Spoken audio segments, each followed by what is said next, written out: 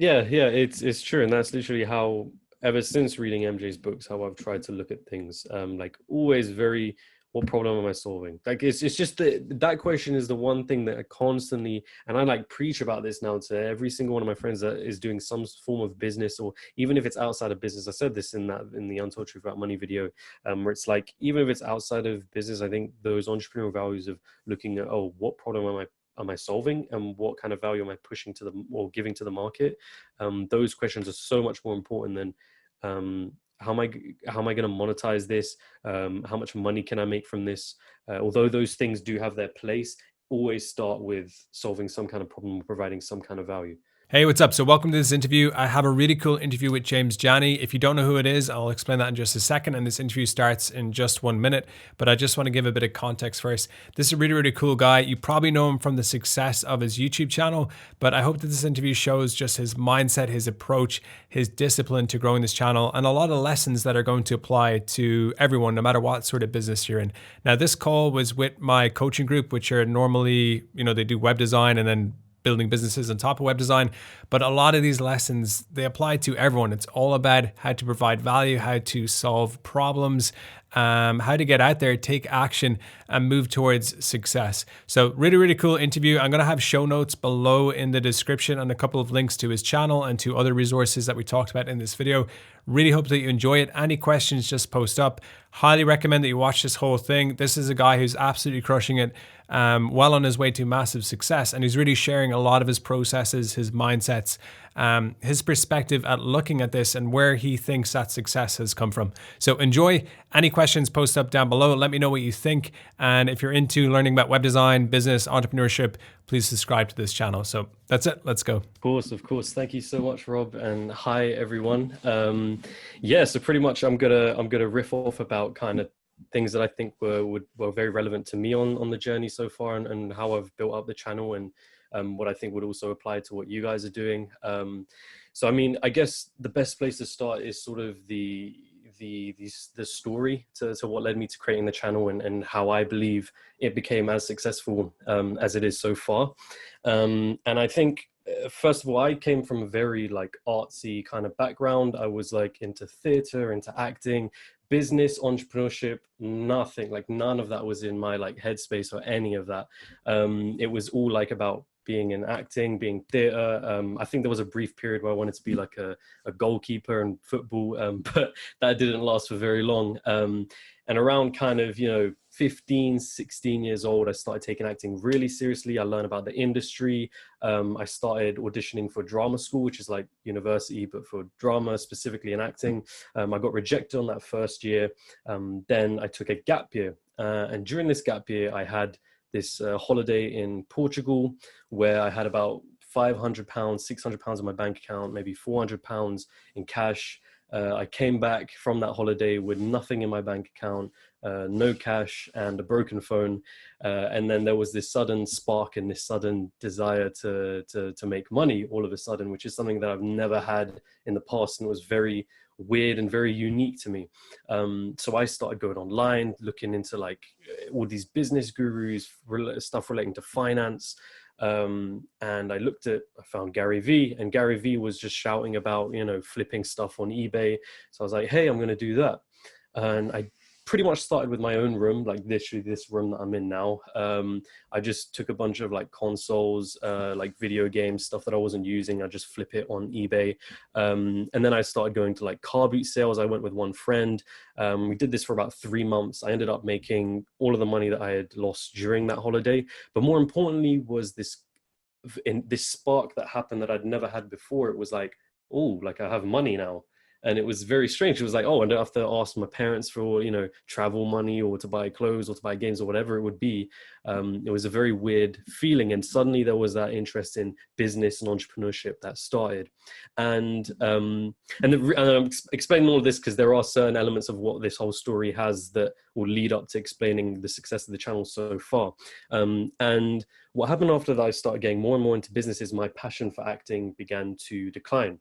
And after I got rejected on my second year of auditioning for drama school, it really began to decline. And I guess that relates back to, you have a feedback loop, that I've always had with acting, where people would be telling me, oh, you're so good at acting, James, you could be an actor.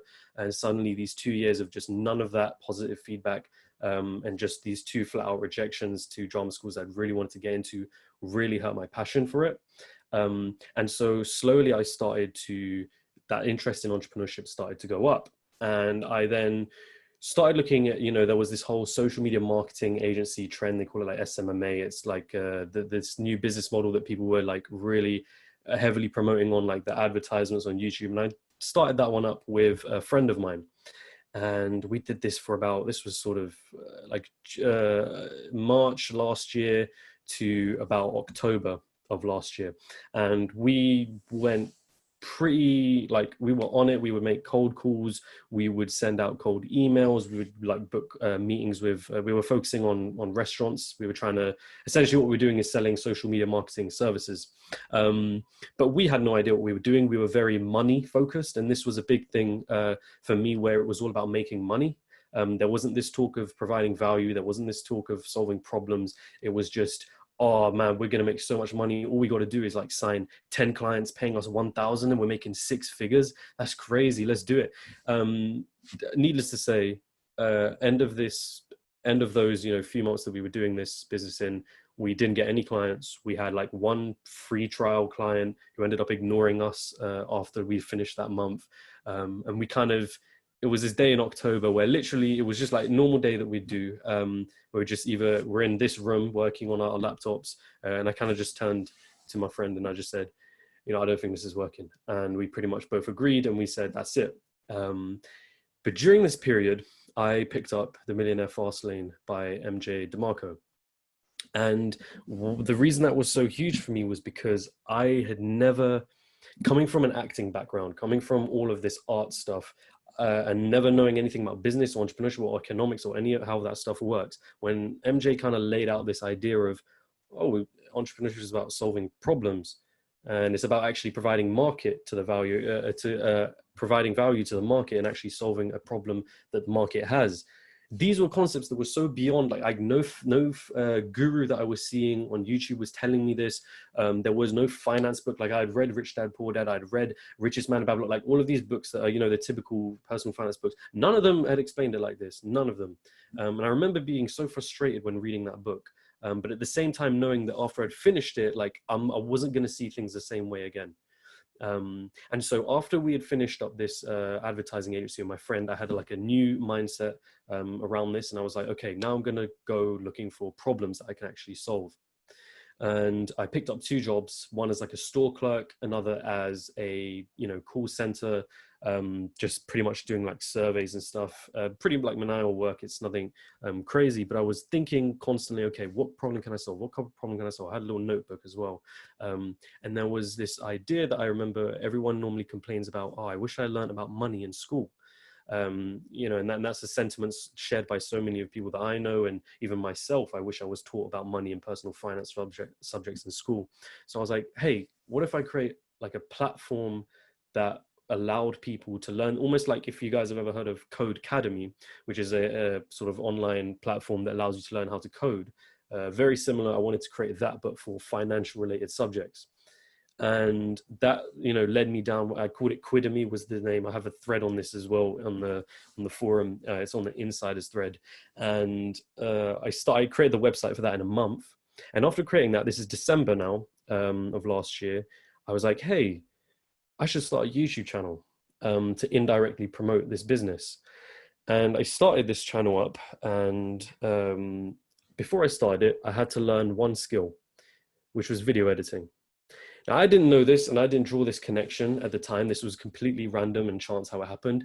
But all of these skills that I had built up over the course of like those years, and since I'd wanted to be an actor, like acting, storytelling, writing, all of these things, the one thing that I needed to kind of link them all together was video editing, because it essentially allowed me to take anything that I had in my imagination, or anything that I was, just storytelling, imagination, all of these things, I could take it and I can put it onto a screen. And I was able to do that with full control. And that was huge. And the moment I put out my first video, which was this university video on whether you should go to university or not, because I was in my head, I was like, okay, what can I even talk about? This is probably something that I can talk about because I know about it.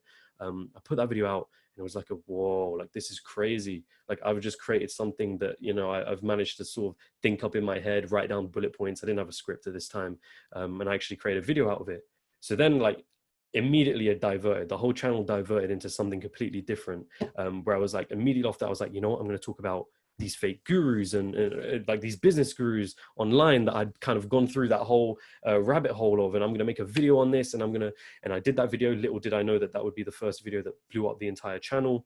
And then after that, I went on to creating a video about recessions, a video about like the data broker industry. Then I created the Toxic World of Self-Help video, which is talking about my experiences with the self-help industry.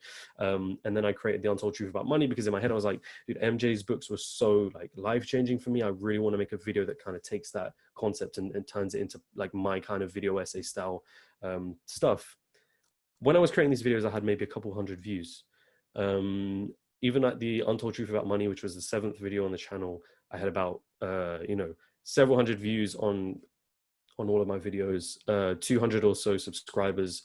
And then I just wake up one morning, I just go through my morning routine, and I look at my phone and I see, normally I get like 0 to 10 views an hour, and suddenly it's 15 to 25. And I'm just like, whoa, okay, something's happened. Something weird has just happened. I go and check my my statistics on the back end of YouTube, which tells me where these views are coming from. And I see that they're coming from suggested videos. And I kind of took a moment to like, I was looking at my phone, I kind of took a moment to realize the algorithms just picked up one of my videos. And I saw it was the fake guru video that was picking up. And that day it sparked this like constant exponential growth, where the next day it was 50 views an hour, the next day after that it was 100 views per hour, next day after that it was 500, 1,000, 200, 2,500. My subscribers were going absolutely ridiculously. Like it hit a point during the peak where it was 10,000 subscribers every single day that I was getting. And there was a brief period, like for 4 days, I remember even writing about this on the forum, where it was just non-stop. My heart was going crazy, non-stop, because it was almost like a realization that, damn, like everything that I kind of have my vision and my goal for my life and where I see things going, like being at that point of, living like an unscripted life, or traveling around the world, or just essentially doing my own thing and not needing to work some kind of 9 to 5, as stereotypical as that sounds. That could potentially happen now. There was now an actual physical path that could get me to that point. And these 4 days of like my heart going crazy, I couldn't eat properly, couldn't sleep properly, which is very annoying because I was still trying to make another video for the channel at this point. But eventually I settled down, got more focused, and continued. Now what's important is, at least when I look back at this, is a few things. And one of those is always being problem solving centered. There wasn't, even when the channel started, and even though I initially started it to indirectly promote my Quid Me stuff, which I put on a pause like midway through the channel because I was so obsessed with going through the channel, even though I started it to indirectly promote it, I came with the channel looking at it in the frame of what is in this entrepreneurship niche, what is like what kind of issues do I see and what kind of problems do I see? And one of the big things for me was, I really hated like the business guru stuff, where it's just these people who are promoting, what I think is, in my opinion, bad advice, and pretty much just getting you on the back end of some kind of funnel to sell you a course, which nothing wrong with selling a course. I don't have an issue with that, but it's like, it's this whole rabbit hole of teaching you how to make money online, but it's not the method that you're using. And then just upselling and upselling and upselling and upselling. That was really annoying to me. And I knew I wanted to be as genuine as I could possibly be in my videos and with my channel. That was one problem. The second thing though is that in this market of the entrepreneurship niche on YouTube specifically, whilst there's a lot of these business gurus, there are also people that are pretty genuine. Like if you guys have ever heard of like Graham Stephan, Meet Kevin, Andre Jick, these are just some examples of like personal finance YouTubers, or business YouTubers that they're genuine, but they're doing really well as well. And and now I also see this like a ton of kind of like Graham Stephen copies where they follow some very similar thumbnails, very similar subjects. So I wasn't going to stand out. Like that was very clear red ocean still, even though I wanted to be genuine. So I was thinking, what could I bring to the table that was a bit different? And I had these skills that I had developed, which was all the acting, all the storytelling, all of this stuff. And I was like, okay, well, let me bring that to the table and let me now try and utilize these skills and bring them into that niche to create something that I think would have been completely different to anything that I had seen. And the only channel I'd seen at the time that was doing something very similar was Jake Tran, and Jake Tran was doing extremely well. So I was like, okay, so like there's a potential fit for me here. And that's what I jumped into doing. Again, I started learning video editing right at the start of the channel. It's not like I had a lot of experience with it. It was something that I started learning when I began. And with each video, even if you look through them now, you'll see there's like a very clear progress in how the editing becomes more and more better and better with each video, including the storytelling and the scripting and whatnot. So it's not a case of I got all of these skills beforehand and then jumped into the channel like a pro. I had these basic stuff of acting, presenting, storytelling. Then I used video editing as like almost a skill that I can leverage all of these other skills that I had. And then the channel, I slowly built on those skills as the channel grew. And so, so the point there being is I was always problem focused. Like, what problem am I really trying to solve? And even with the way in which I envision the channel expanding and growing out, because I still have a very big vision for how the channel is going to continue to grow, I'm still very much problem focused. For example, one idea is I want to create a video editing platform that allows me, and when I was learning to video edit, one issue that I noticed was a lot of there's like these transition packs, or these color grading packs or sound effects packs where you have to buy them as individual products from various different companies that are selling them, which is very annoying, especially when I was starting out. So I wanted to create, I have a vision for creating essentially a platform that has all of these, like a library, almost like a music library, where you can download these transitions, you can download these sound effects, and they're all based on like a monthly subscription fee. And this is something that I'm really looking to develop kind of as the channel continues growing.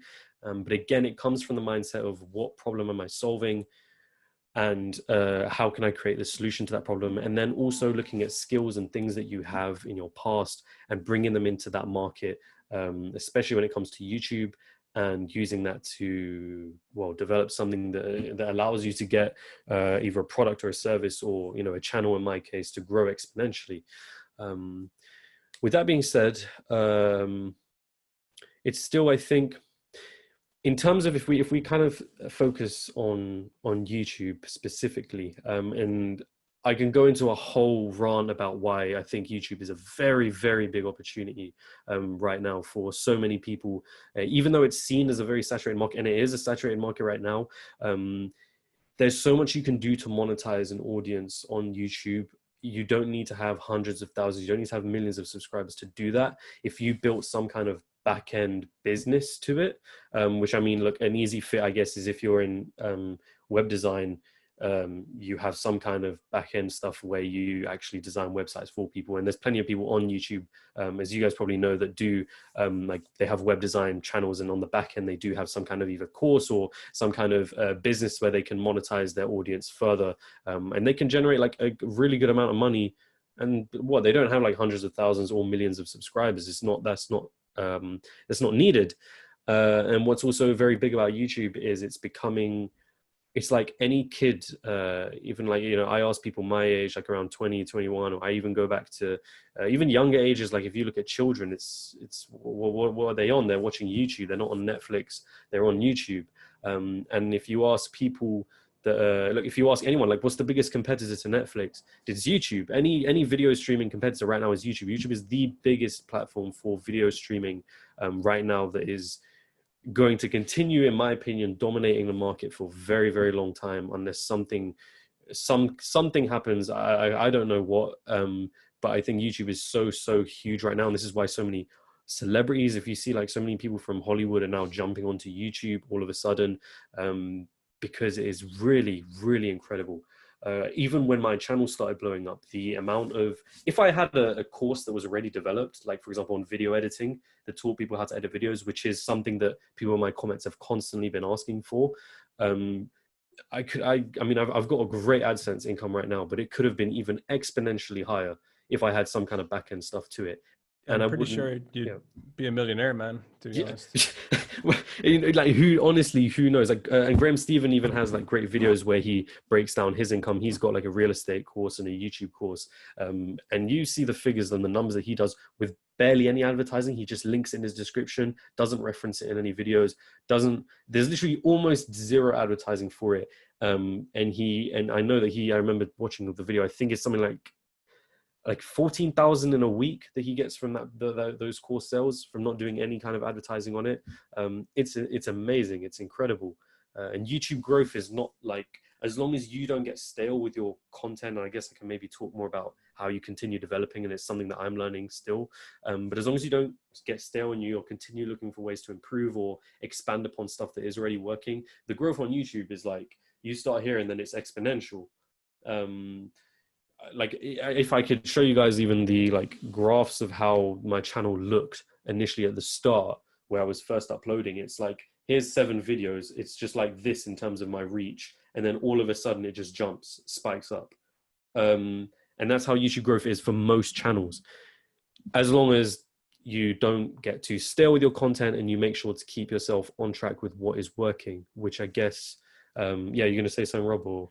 Yeah. Just because the YouTube stuff for me, I'd say a few people is super interesting. I'm up to jump into it, but if you don't mind, do you mind if I just go back just a little bit before we get into that? Because I guess one of the big things that I'd love you to talk about, because I think it connects massively to web design and what we're trying to do in the school, is just that initial progression in the beginning. So, you come back from this holiday, you're pretty much broke, you want to start making money, and you have some skills, but then you start learning more skills and you just start applying it to different areas where you feel like there's a need there that isn't being met properly. So you first tried with the finance, business that you're going to start training people on finance. Then you got into YouTube, but you still looked at YouTube from that same perspective. You set your own goal, 100 subscribers, I believe, but then you focused on, okay, there's like a demand here that isn't being met, or they're like, these are the downsides to the content that's already out there that's doing well, but it could be better. Do you mind talking about that? Because I mean, in 6 months, you've gone from, very little success. Hopefully that doesn't sound offensive compared to, No, compared to where you are now. And you've done it on the back of, I think, just a few overall, obviously there's a lot of little things, but a few overall strong principles, like focusing on skills, looking for needs that are unmet, and taking tons of action. I mean, you've obviously taken a lot of action. I know in the beginning, obviously you're making money now from this, but you had quite a few months there where you still had a full-time job, I believe, and the side project as well. So if you want to talk about that a little before, yeah, if that's cool. Cheers. So I think, I mean, again, like as I had mentioned, it's being very looking for problems and being very centered on providing value to other people, solving some kind of problem in the market. And then letting the money and whatever come afterwards is so huge for me. Again, as I said, when I read MJ's book, this wasn't how I was thinking at all in the past. And having that switch, first of all, feels so much better. You're much more motivated to continue doing whatever it is that you're doing.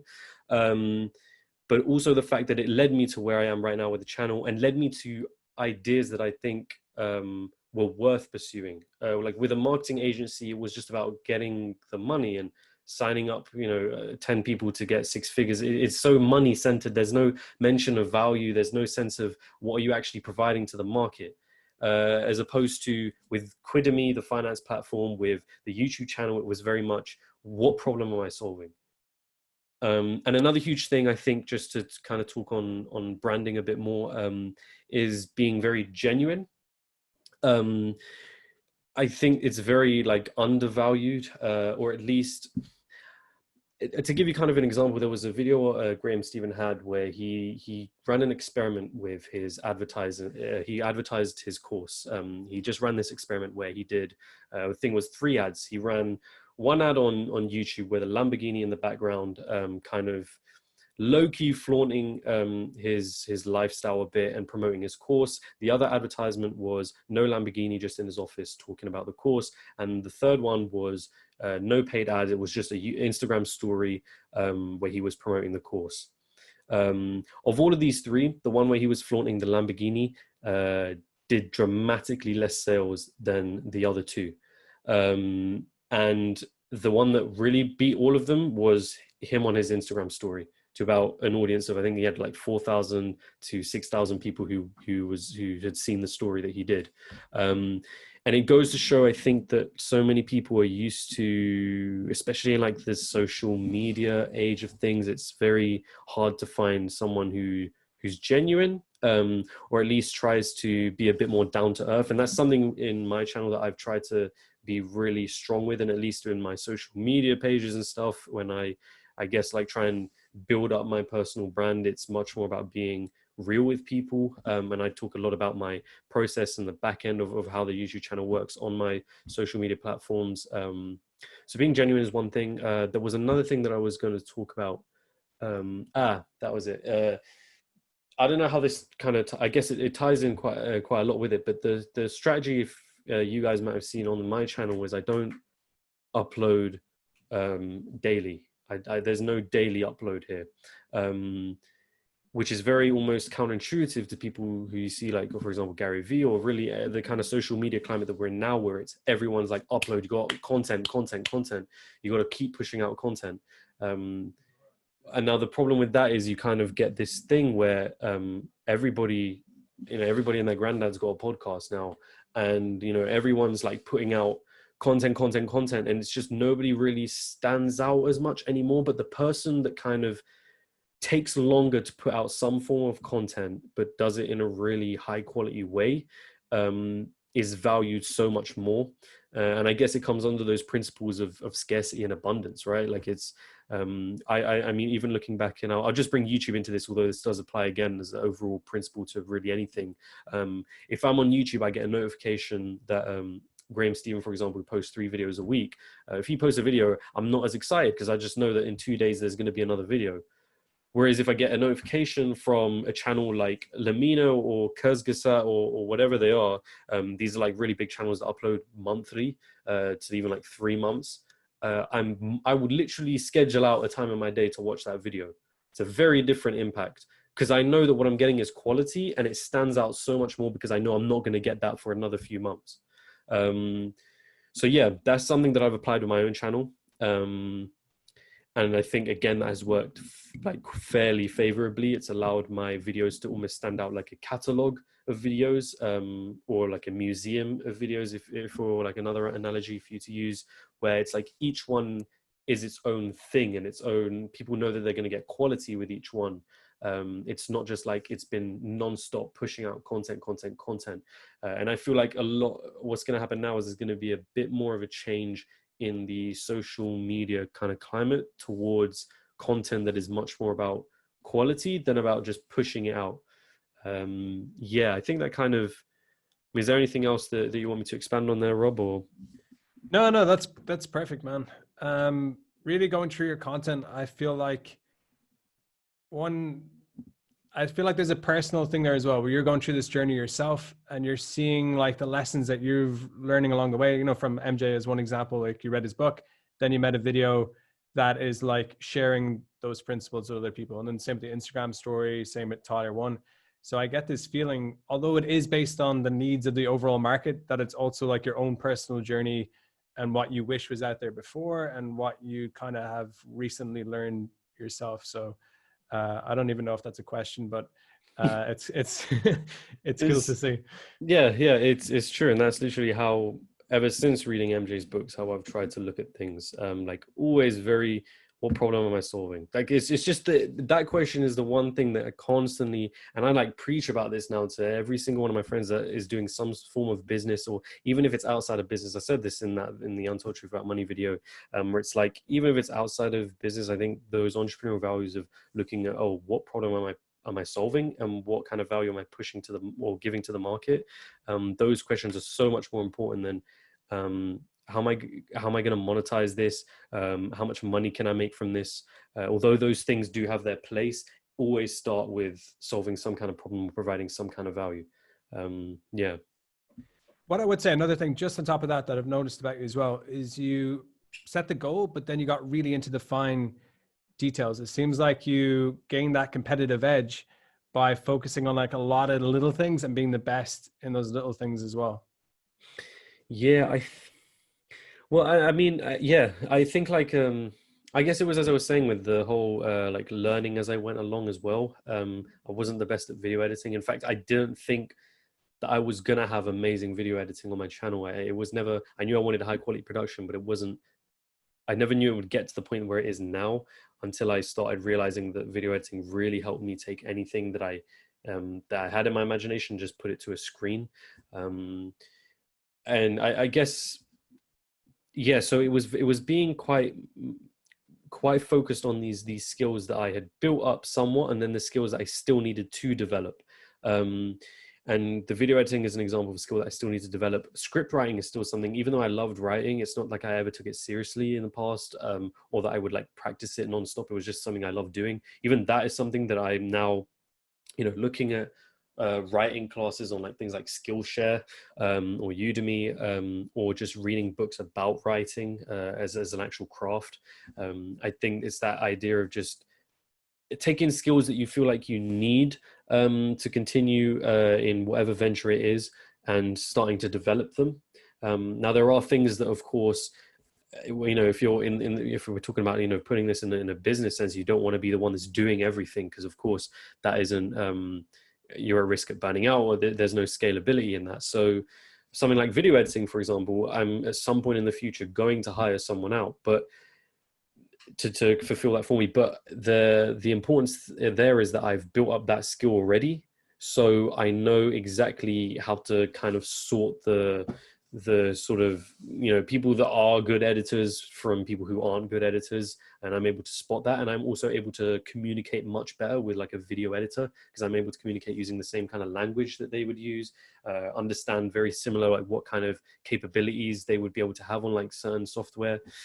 So having that is really important. I guess with web design, like you have some sort of programming knowledge, I guess, which allows you to communicate. If you were to build out a team, you're able to communicate in the proper language with people that you end up hiring, so that you're both on the same page and what they could be capable of, and whatnot. All right, so that is it for the interview. Massive thanks to James Jani for doing this. The students loved it. We actually did an extra 30 minutes of questions and answers with the students, but since it was specific to them, I didn't really include it in here.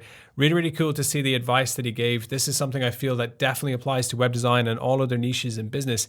Getting in there, finding out what people need, how can you provide it in a more high value way, and then seeing the market respond. So that's what he did with his YouTube channel. I know it's kind of weird to view YouTube like a marketplace, but he got in there, seen what was going on, and seen how he could have a unique approach that just was higher value. It was better, he felt, than the other solutions or the other choices out there. That's exactly what you got to do no matter what your business is. And it's something that I try and teach on this channel as well. So really, really cool to see James's thoughts on that, his process, his advice, his mindset. Hope that you got a lot of value from this. If you want to see more interviews like this, if you want to get more people like that on the channel, just let me know in the comments below. I love this sort of stuff personally, connecting with web designers and people outside web design and just seeing what it is that made them successful, what's the underlying principles, mindsets, thought process, strategy, those sort of things. And those principles in general apply to everything, definitely to web design. You can take what someone else is doing in another niche successfully, see how they're doing it, and then just apply it to your own business as well. So I really enjoyed this. It was really, really cool to see.